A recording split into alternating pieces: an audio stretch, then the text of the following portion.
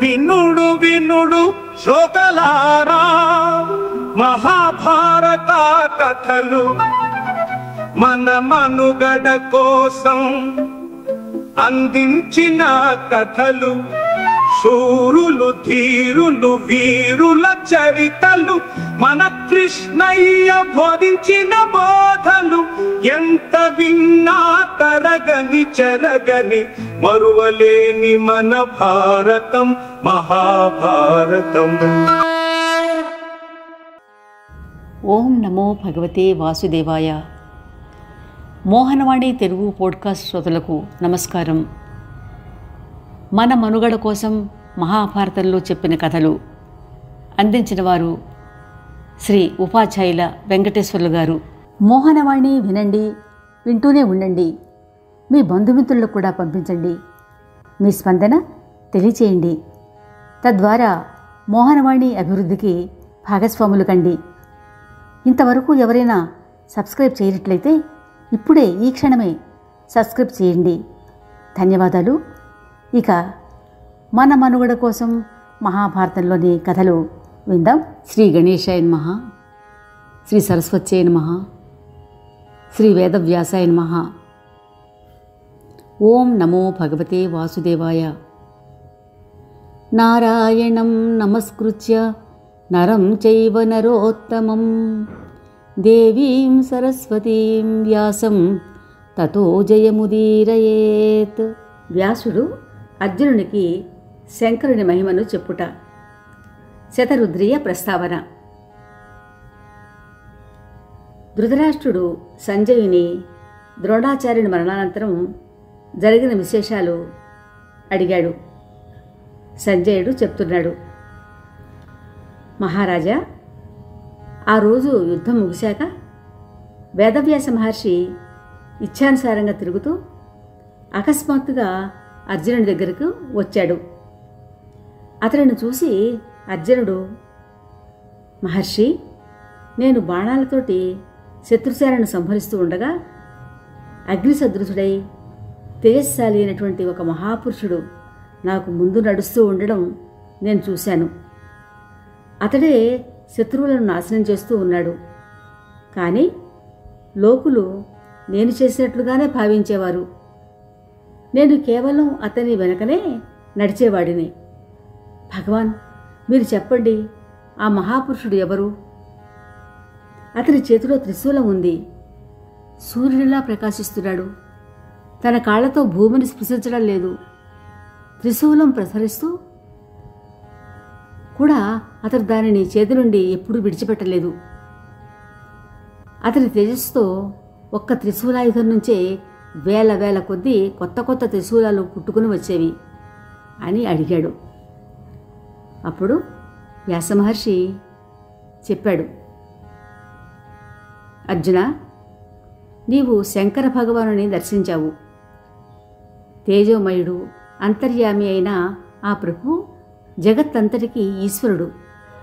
అందరినీ శాసించేవాడు, వరాలు ఇచ్చేవాడు. నీవా భువనేశ్వరుని శరణు పొందు.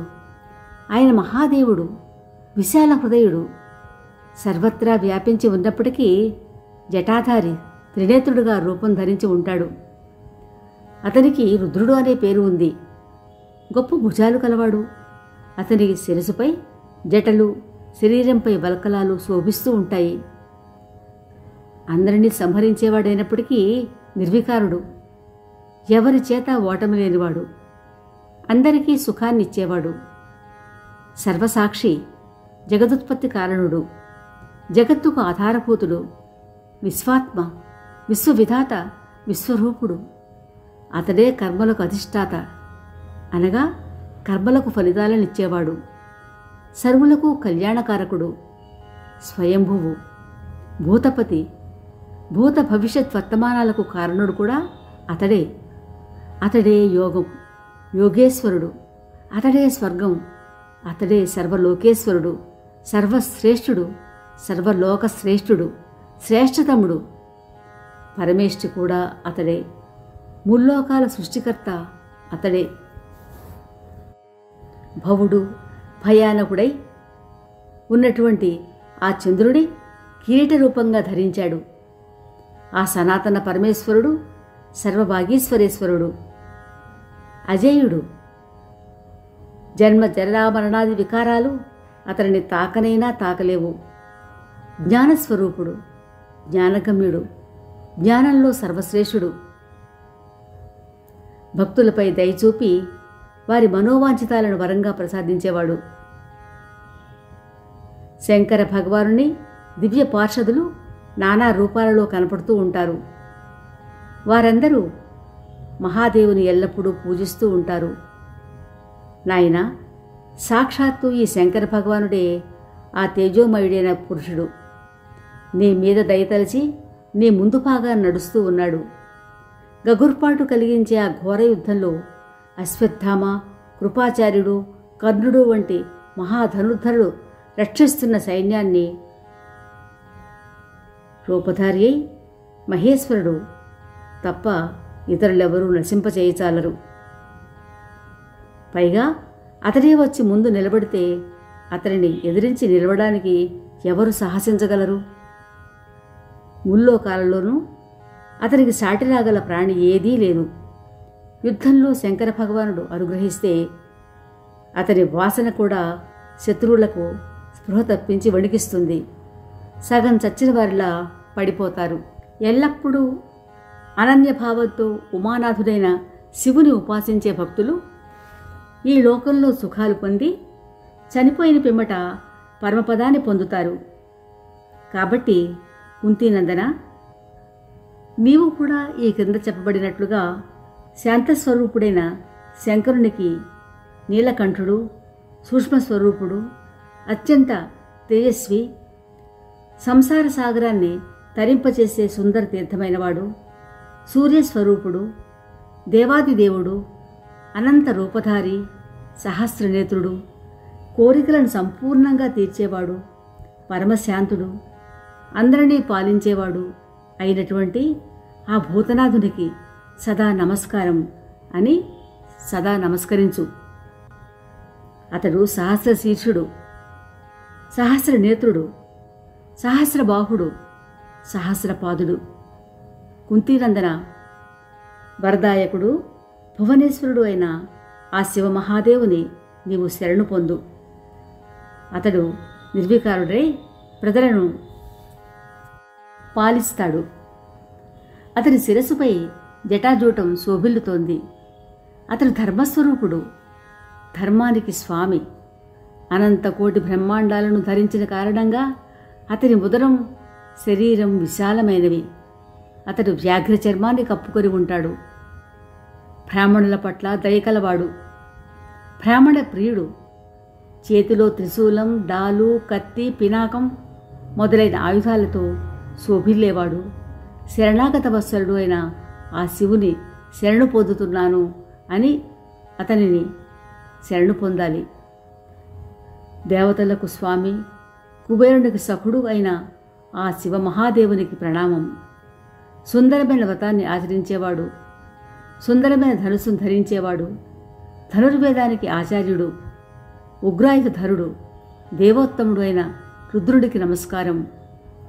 అనేక రూపాలు, అనేక ధనుస్సులు కలవాడు, స్థాణువు, తపస్వి అయిన శివమహాదేవునికి ప్రణామం.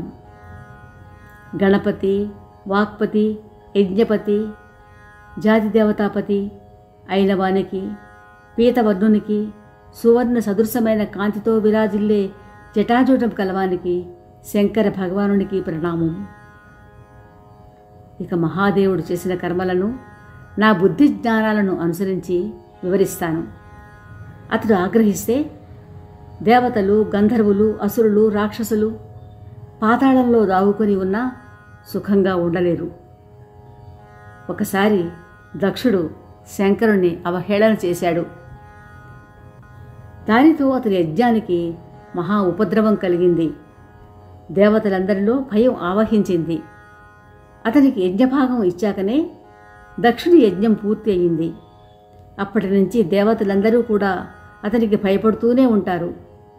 అలాగే త్రిపురి నివాసులైన దైత్యులను సంహరించడానికి మీరే సమర్థులు అని కీర్తిస్తూ ఆ దేవద్రోహులను వధించమని దేవతలు ప్రార్థించగా భగవానుడు వారికి మేలు చేయకోరి తథాస్తు అని పలికి తగిన సమయం కోసం నిరీక్షించి ఆ 3 పట్టణాలను 3 బాణాలతో భస్మం చేస్తూ ఉండగా పార్వతీదేవి తన ఒడిలో ఒక పిల్లవాడిని ఉంచుకొని చూడడానికి అక్కడికి వచ్చింది.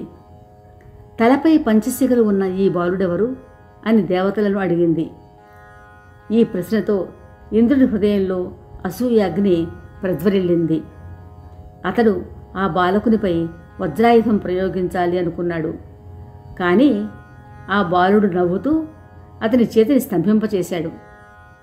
వజ్రాయుధంతో పాటు ఆ ఎత్తిన చేయి ఎత్తినట్లుగానే ఉండిపోయింది. ఆ చేయి అలా ఉండగానే ఇంద్రుడు దేవతలందరితో కలిసి బ్రహ్మదేవుని శరణుజొచ్చి అతనికి నమస్కరించి, భగవాన్, పార్వతీమాత ఒడిలో ఒక అపూర్వ బాలకుడు ఉన్నాడు. మేము అతనిని గుర్తించలేకపోయాం. అతను యుద్ధం చేయకుండానే క్రీడగానే మమ్మల్ని జయించాడు. అందుకనే మిమ్మల్ని అడుగుతున్నాం, అతడెవరు? ఇది విని బ్రహ్మదేవుడు అమిత తేజస్వి అయిన ఆ బాలకుని ధ్యానించాడు. రహస్యమంతా తెలుసుకొని దేవతలతోటి ఆ బాలకుని రూపంలో ఉన్న చరాచర జగత్తుకు స్వామి అయిన శంకరుడే, అతని కంటే శ్రేష్ఠుడైన దేవుడు లేడు. కాబట్టి ఇప్పుడు మీరు నాతో కూడా వచ్చి అతనిని శరణు పొందండి అని చెప్పి మహాదేవుని వద్దకు వచ్చి బ్రహ్మదేవుడు అతనికి ప్రణమిల్లి, భగవాన్, నీవే యజ్ఞానివి, నీవే ఈ విశ్వానికి ఆధారుడవు, నీవే అందరికీ శరణు ఇచ్చేవాడవు, అందరినీ సృష్టించే మహాదేవ దేవుడవు నీవే. పరమధామం లేదా పరమపదం నీ స్వరూపమే. నీవే ఈ సంపూర్ణ చరాచర జగత్తును వ్యాపింపచేశావు. భూత భవిష్యత్తులకు స్వామివైన జగదీశ్వర, ఈ ఇంద్రుడు నీ ఆగ్రహంతో బాధపడుతున్నాడు, ఇతనిని దయచూడు అని స్తుతించాడు. బ్రహ్మస్తుతి విని మహేశ్వరుడు ప్రసన్నుడయ్యాడు. దేవతలపై దయ చూపడానికే అతడు పక్కున నవ్వాడు. అయినా దేవతలందరూ పార్వతీ సహితంగా మహాదేవుని ప్రసన్నుని చేసుకున్నారు. శివుని కోపంతో స్తంభించిన ఇంద్రుడి చేయి చక్కబడింది. ఆ శంకర భగవానుడే రుద్రుడు, శివుడు, అగ్ని, సర్వజ్ఞుడు, ఇంద్రుడు, వాయువు, అశ్వినీ కుమారులు అతడే. మెరుపు, మేఘం, సూర్యుడు, చంద్రుడు, వరుణుడు, కాలుడు, మృత్యువు, యముడు, రాత్రి, పగలు, మాసం, పక్షం, ఋతువు, సంవత్సరం, సంధ్య, తాత, విధాత, విశ్వాత్మ, విశ్వకర్మ కూడా అతడే. నిరాకారుడై ఉండి దేవతలందరినీ ఆకారం ధరిస్తాడు. దేవతలందరి ఆకారము ధరిస్తాడు. నిరాకారుడై ఉండి కూడా అతడు దేవతలందరి ఆకారము ధరిస్తాడు. దేవతలందరూ అతనిని స్తుతిస్తూ ఉంటారు. అతను ఒక్కడుగా, అనేకులుగా, వందలు, వేలు, లక్షలుగా ఉంటాడు. వేదం తెలిసిన బ్రాహ్మణులు అతనికి శివము, ఘోరము అనే 2 శరీరాలు ఉన్నాయని చెప్తారు. అవి 2 వేరువేరు. ఆ 2 కూడా ఎన్నో భేదాలుగా అవుతాయి. అతని ఘోర శరీరం అగ్ని సూర్యాదుల రూపంలో ప్రకటం అవుతూ ఉండగా, అతని సౌమ్య శరీరం జలం, నక్షత్రం, చంద్ర రూపాలలో ఉంటుంది. వేదాంగాలు, ఉపనిషత్తులు, పురాణాలు, ఆధ్యాత్మ శాస్త్రాలలో ఉండే పరమరహస్యం ఆ మహాదేవుడిదే. అర్జున, ఇదయ్యా మహాదేవుని మహిమ. ఇంత మాత్రమే కాదు, అది అత్యంత మహిమోపేతం, అనంతం. నేను 1000 సంవత్సరాల పాటు చెప్తూనే ఉన్నా గాని అతని గుణాలకు అంతం ఉండదు. అన్ని రకాల గ్రహ ప్రాతికూల్యంతో బాధలు పొందేవారు, అన్ని రకాల పాపాలలో కూరుకుపోయిన వారు కూడా అతనిని శరణు పొందితే అతడు ప్రసన్నుడై వారికి పాపతాపాల నుంచి విముక్తిని కలిగిస్తాడు. అతనిని శరణు పొందితే అతడు ప్రసన్నుడై వారికి పాపతాపాల నుంచి విముక్తిని కలిగిస్తాడు. ఆయురారోగ్య ఐశ్వర్యాలు, ధనం, మిక్కిలిగా భోగ సామాగ్రి ప్రసాదిస్తాడు.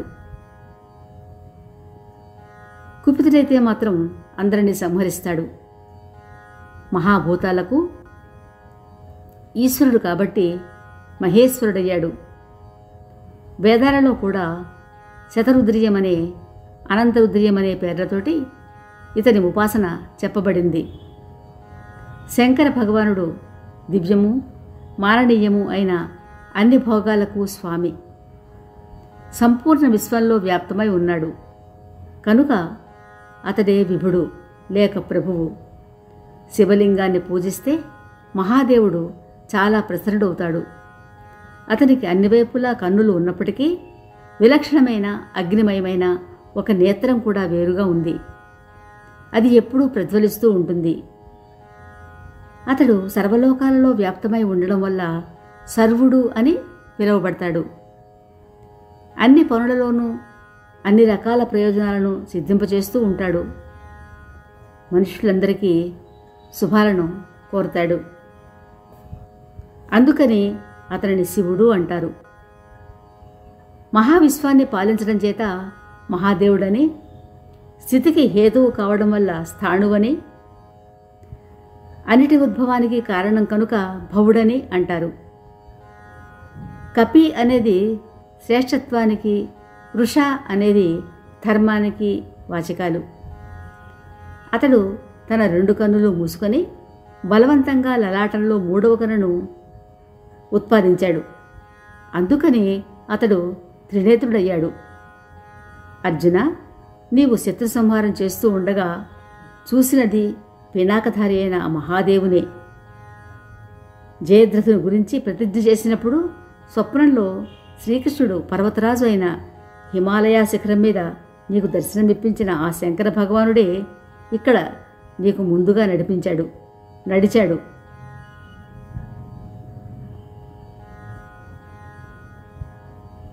అర్జున, నీవు శత్రు సంహారం చేస్తూ ఉండగా చూసినది పినాకధారి అయిన ఆ మహాదేవునే.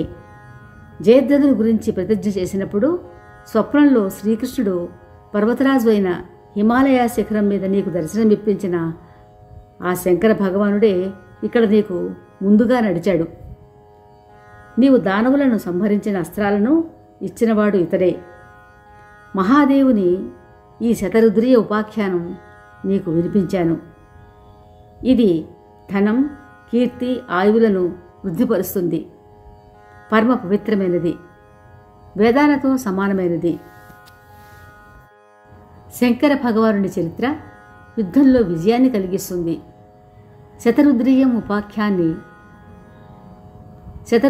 ఉపాఖ్యానాన్ని ఎప్పుడు పఠించేవాడు, వినేవాడు శంకరుని భక్తుడు ఉత్తమమైన అన్ని కోరికలు పొందుతాడు. అర్జున, వెళ్ళు, యుద్ధం చెయ్యి, నీకు పరాజయం కలుగదు. ఎందుకంటే నీకు మంత్రిగా, రక్షకుడుగా, పార్శ్వవర్తిగా శ్రీకృష్ణ భగవానుడు ఉన్నాడు అని ఉపదేశించి వ్యాసమహర్షి ఎలా వచ్చినవాడు అలాగే వెళ్ళిపోయాడు అని సంజయుడు ధృతరాష్ట్రునికి వివరించాడు. ఈ శతరుద్రీయము వేదమంత్రాల వలె స్వరయుక్తంగా చదవాలనే నియమం లేదు. ప్రతివారు నిత్యము చదువుకోవచ్చు. ఇది వేదోక్త రుద్రాభిషేకం కంటే కూడా మహిమాన్వితమని భారతంలోనూ పురాణాల్లోనూ కూడా చెప్పబడింది. మొదట సంకల్పం చెప్పి తర్వాత మీకు ఇష్టమైనన్ని సార్లు పఠించండి. ప్రతిసారి సంకల్పం చెప్పడం అవసరం లేదు. కావున అందరూ శతరుద్రీయం చదివి కోరిన శుభాలు పొందండి. వచ్చే మంగళవారం ఇదే సమయానికి నహుషుని సర్పజన్మకు కారణము అతడు స్వర్గమునకు ఎగుట మన మోహనవాణి ద్వారా విందాం. శ్రీకృష్ణ పరమాత్మ కృప సర్వదా అందరూ పొందాలి అని కోరుకుంటున్నాం. శ్రోతలకు ధన్యవాదములు. మోహనవాణి తెలుగు పోడ్కాస్ట్ వింటున్న శ్రోతలందరికీ హృదయపూర్వక ధన్యవాదాలు. వినండి, వినిపించండి, వింటూనే ఉండండి. మోహనవాణి తెలుగు పోడ్కాస్ట్ మీరు వింటున్నారు. మోహనవాణి మా కార్యక్రమాలు మీకు నచ్చితే ఇప్పటివరకు మా ఛానల్కి సబ్స్క్రైబ్ చేసుకోకపోతే వెంటనే ఈ క్షణమే సబ్స్క్రైబ్ చేసుకుని ఆ పక్కనుండే బెల్ బటన్ని మ్రోగించి అందరికీ షేర్ చేసి మీ విలువైన కామెంట్ను కూడా చేసి మమ్మల్ని ప్రోత్సహిస్తారని కోరుతున్నాను.